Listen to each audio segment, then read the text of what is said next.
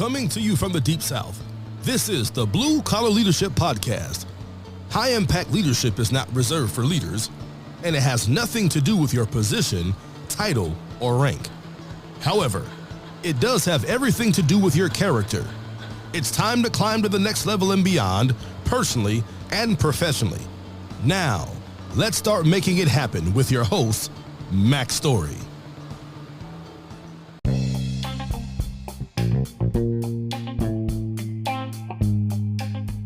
Before we get started with today's episode, I want to take a few moments and give you a preview of what you're about to hear and also direct you to some other series that I already have completed on my podcast. So you're about to listen to Blue Collar Kaizen, Leading Lean and Lean Teams. You're listening to a 30-part series on that. Today's episode is just one of 30. It's specific to lean leaders, lean managers, anyone who's leading teams of people through process improvement and continuous improvement projects, Six Sigma, those kind of things. It's not about the tools and the methods and all that.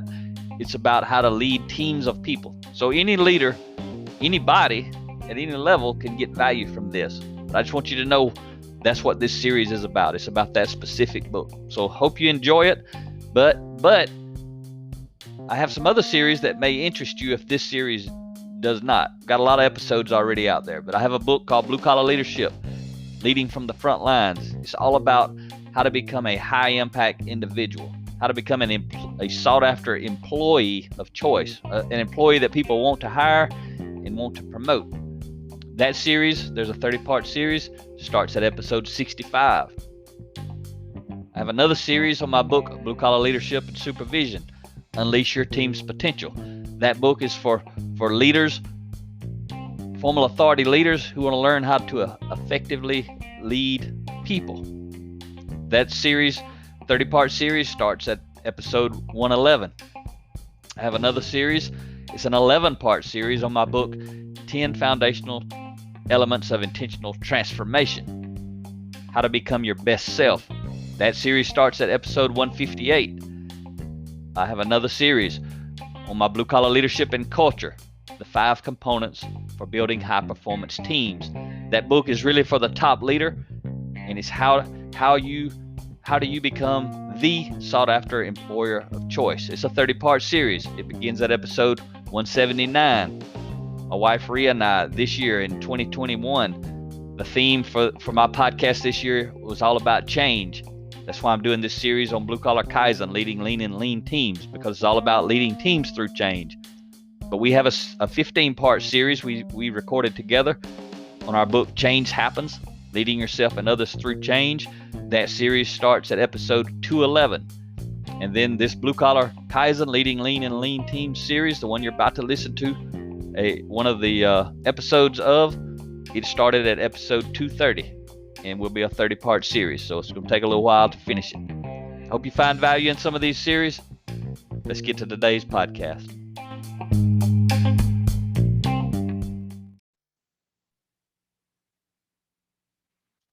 All right, we made it up to the halfway point today. We're on part 15 of 30, and the title of this chapter is Waste Doesn't Motivate. Subtitle is Eliminating Frustration Gets Everyone Motivated. But what I'm talking about in this chapter, again, I'm talking to the lean leaders. If you're a lean leader, you know all about the waste. You know, that's the main thing that lean people talk about, is eliminating waste. I mean, that's what everything is based on. But I'm telling you, you may be gung-ho about it. I'm gung-ho about eliminating waste. I understand it. I like it. I have fun doing it. But not everybody's motivated by eliminating waste. But I'm telling you what, everybody gets motivated when you start talking about eliminating frustrations. There ain't nobody at work who wants to keep everything in place that's causing them to be frustrated. So what I'm telling you, as a lean leader, you still can focus on the waste. But when you start out, don't start talking about the waste. Start out talking about eliminating frustration, because everyone will buy into that. They'll buy into it quickly. So we're going to talk about that a little bit today. But to start off with, I'm going to share another quote from Bob Chapman. I talked to you about him in a couple of different episodes. I've shared a couple of quotes with him a couple of times from him during this series. Again, Bob Chapman, CEO of Barry-Wehmiller, and he's living it at the CEO level of a $3 billion industrial company. This is what he says about lean. He says, lean is not really about waste elimination. It's about frustration elimination, removing obstacles that stand in the way of people being their best, that prevent us from having a joyful and meaningful experience. It's not about telling, it's about listening. It's about blending unique knowledge with collective wisdom. When we allow people and their teams to own the process, they can create better outcomes than any senior executive or group of consultants. And those were Bob's words. And I mean, that's this. He wrote a book called Everybody Matters. And that's actually where I first heard of this. I heard him talking about we need to focus on eliminating frustration. Stop worrying about talking about the waste. And I'm thinking, how come I never thought about that? But the moment I read it, I've been talking about it ever since then. That's why I'm teaching it to you in this book. That's why I'm teaching it today on this podcast episode, because a lot of people haven't thought about it, just like I hadn't thought about it. But if you want to accelerate buy-in as a lean leader, anybody, anytime leading change, stop talking about eliminating waste and start talking about eliminating frustrations. When it comes to influence, words matter. So the sooner you get buy-in, the sooner you can leverage the knowledge, skills, and abilities of those who can help you move the organization forward. And then you can talk about the waste. I mean, once you talk about eliminating frustrations, you get everybody bought into eliminating frustrations, then you can help them see how identifying the waste eliminates frustrations. But if you ain't talked about eliminating frustrations, you're just talking about eliminating waste. And there's like, why are we doing that? Why does it matter? I don't care. You care, but I don't. As soon as you start talking about frustrations, and then you identify the wastes and tie the waste to the frustration, and you do that through illustration, help them see how the waste are contributing to the frustrations, then they'll be all interested in getting rid of the waste, but not because they're waste, but because they're going to eliminate frustration. So I think you probably understand that. If you're not a lean leader, not familiar with lean, I'll just tell you right quick what those wastes are. I use the acronym downtime to help people understand them, but these wastes are in all processes, and each one of the letters in downtime, helps you remember the name of a waste. But you got defects, overproduction, waiting, non-utilized people, transportation, inventory, motion, extra processes, and all those can be broken down, into subcomponents. But those are the 8 wastes. Those wastes are in all processes, and they're costing you time and money. But until people understand that they're also causing frustration, most of the time people could care less about eliminating waste. But that is the goal of lean, is to eliminate those wastes. Then there's a lot of tools that help you specifically eliminate those wastes in certain processes, such as changeover, or when you're doing a machine setup changeover type deal, or you're running production, ways to eliminate the waste to improve production. So I ain't getting into all that stuff, but I just wanted to share, when I'm talking about the waste, if you're not familiar with it, you don't really have a clue what I'm really talking about. So I wanted to describe that to you a little bit, and just also tell you the traditional people in the lean world say overproduction is the worst waste. And I don't mind disagreeing with a whole lot of people, because I believe in continuous improvement. And I think non-utilized people is the worst waste. And the reason is not using people's mental abilities. I ain't talking about physical abilities. I'm talking about non-utilized people's mental abilities. Not utilizing people's mental abilities is the reason we have all the other wastes. It's also the reason we don't have leadership development and personal growth in organizations from top to bottom. So when you hear me talk about the waste, I ain't going to do what most people in the lean world do, is talk about overproduction being the worst waste. I'm going to talk about non-utilized people being the worst waste.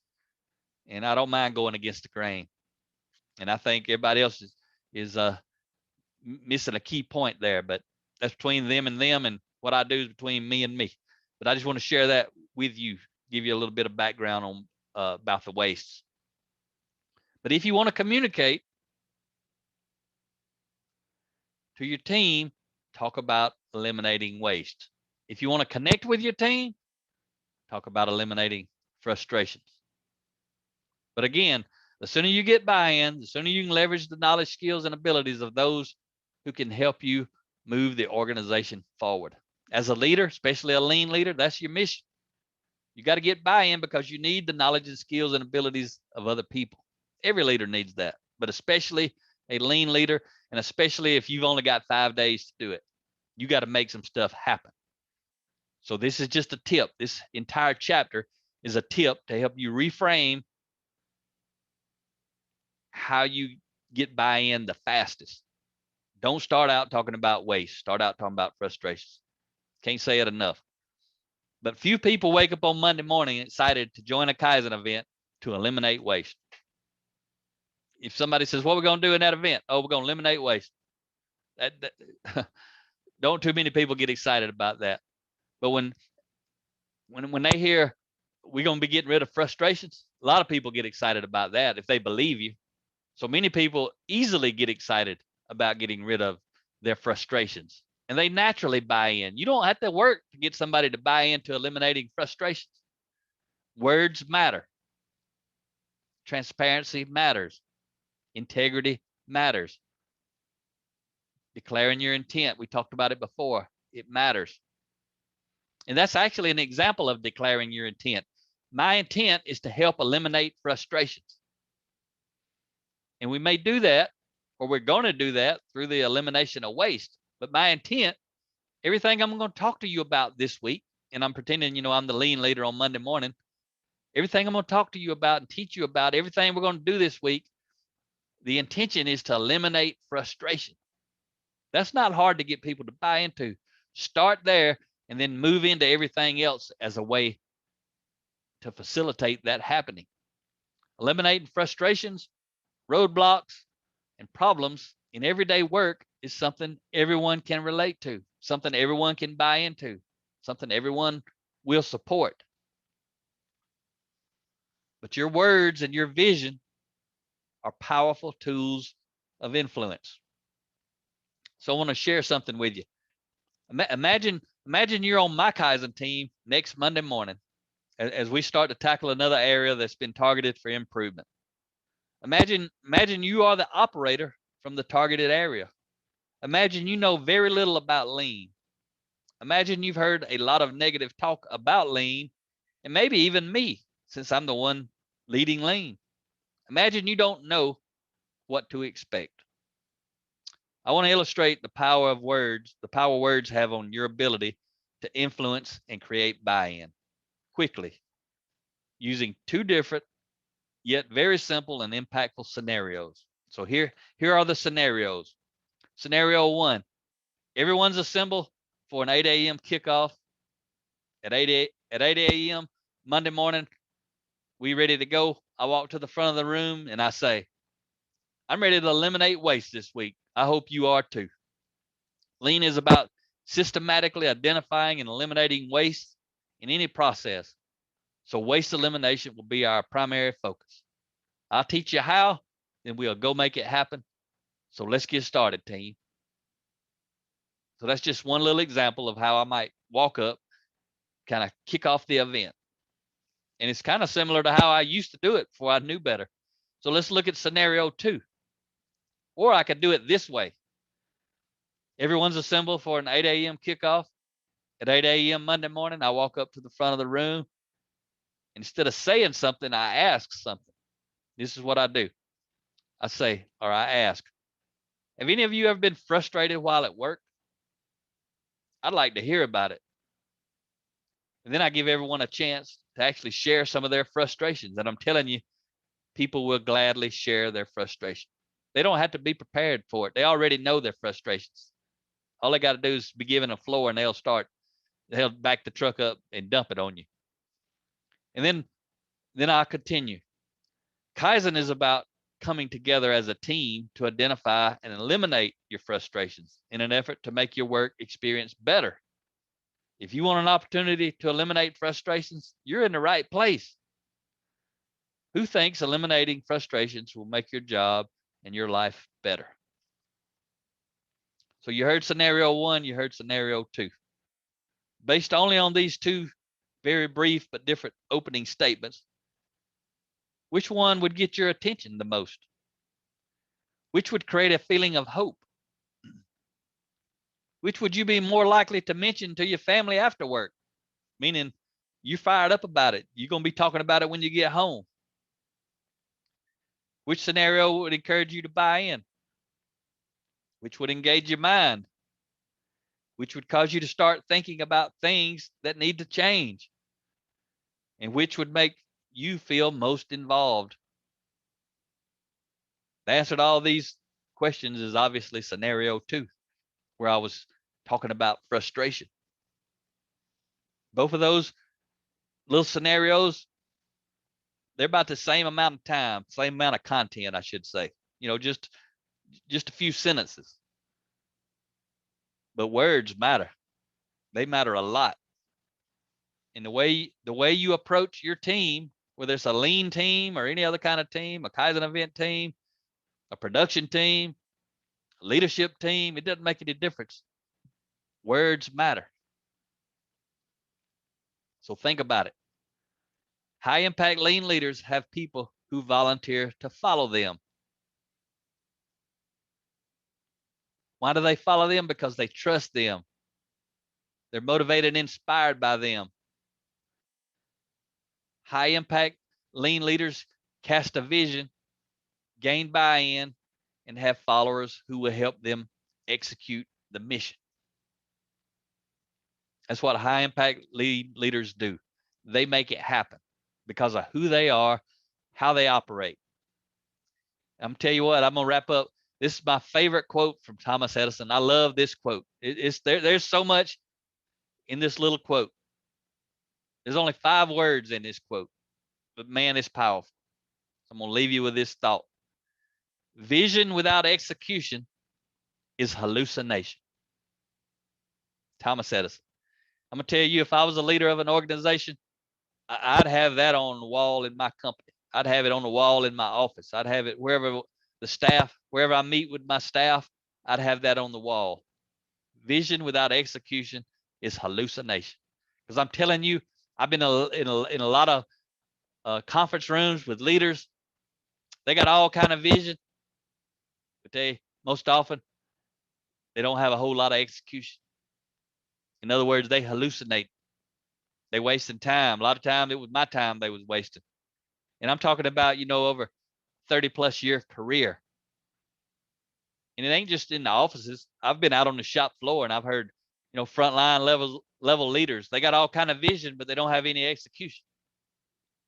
2 different skill sets to put those together. Vision plus execution. Vision plus execution equals transformation. Vision without execution, as Thomas Edison says, equals hallucination. Talk to you next time. Make it happen or someone else will. It might as well be you. Are you serious about taking your career and your life to the next level and beyond? Check out Mac Story's Blue Collar Leadership series books and others, now available on audio, along with paperback and ebooks at Amazon, iTunes, and Audible. Please visit bluecollarleadership.com to learn about Mac's books, programs, special offers, certifications, and more. Thank you for listening to the Blue Collar Leadership Podcast.